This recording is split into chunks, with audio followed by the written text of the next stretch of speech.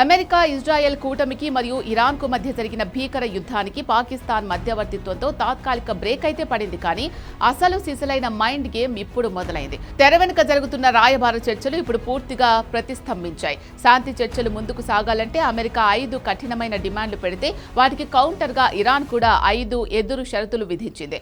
ఇరు దేశాల మధ్య రహస్యంగా జరిగిన ఈ 5:5 హార్డ్ లైన్ ప్లాన్ వివరాలు ఇప్పుడు బయటపడి అంతర్జాతీయ సమాజాన్ని ఉలిక్కిపడేలా చేస్తున్నాయి. అసలు అమెరికా పెట్టిన ఈ 5 కఠిన నిబంధనలు ఏంటి? ఇరాన్ ఇచ్చిన రిటర్న్ గిఫ్ట్ ఎలాంటిది? ఈ చర్చలు విఫలమైతే మళ్లీ 3వ ప్రపంచ యుద్ధ వాతావరణం రాబోతోందా?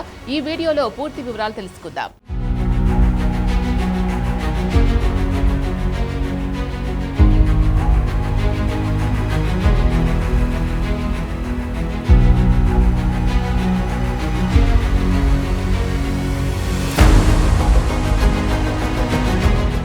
ఇరాన్ మీడియా సంస్థ ఫార్స్ న్యూస్ ఏజెన్సీ లీక్ చేసిన సమాచారం ప్రకారం అమెరికా అధ్యక్షుడు డొనాల్డ్ ట్రంప్ ఇరాన్ ముందు పెట్టిన 5 ప్రధాన డిమాండ్లు ఇవే. 1. యురేనియం అప్పగింత. ఇరాన్ దగ్గర ఉన్న 400 కిలోల అత్యంత శుద్ధి చేసిన యురేనియంను అమెరికాకు అప్పగించాలి. 2. న్యూక్లియర్ ప్లాంట్ల మూసివేత. ఇరాన్ దేశం మొత్తం మీద కేవలం ఒకే ఒక్క అణు కర్మాగారాన్ని మాత్రమే నడపాలి, మిగిలినవన్నీ మూసేయాలి. 3. యుద్ధ నష్టపరిహారం లేదు. యుద్ధం వల్ల ఇరాన్లో జరిగిన సర్వనాశనానికి అమెరికా రూపాయి కూడా నష్టపరిహారం చెల్లించదు. దీనిని ఇరాన్ అంగీకరించాలి. 4. ఆస్తుల ఫ్రీజ్. అమెరికా మరియు ఇతర దేశాల్లో ఫ్రీజ్ అయిన ఇరాన్ విదేశీ ఆస్తుల్లో 4వ వంతు కూడా విడుదల చేసే ప్రసక్తే లేదు. 5. సైనిక చర్యల నిలిపివేత. చర్చలలో ఇరాన్ చూపే పురోగతిని బట్టే మిడిల్ ఈస్ట్లో ఇరాన్ అనుకూల శక్తులపై అమెరికా తన సైనిక చర్యలు నిలిపివేస్తుంది. ట్రంప్ ప్రభుత్వం యుద్ధంలో సాధించలేనిది ఈ డిప్లొమాటిక్ టేబుల్ మీద సాధించాలని చూస్తోందని ఇరాన్ మండిపడుతోంది. అమెరికా పెట్టిన డిమాండ్లకు ఇరాన్ అస్సలు లొంగలేదు. పాకిస్తాన్ రాయబార ఛానల్ ద్వారా రాత్రికి రాత్రే అమెరికాకు ఇరాన్ తన 5 ఎదురు షరతులు పంపించింది. అవేంటంటే ప్రాంతీయ దాడుల నిలిపివేత.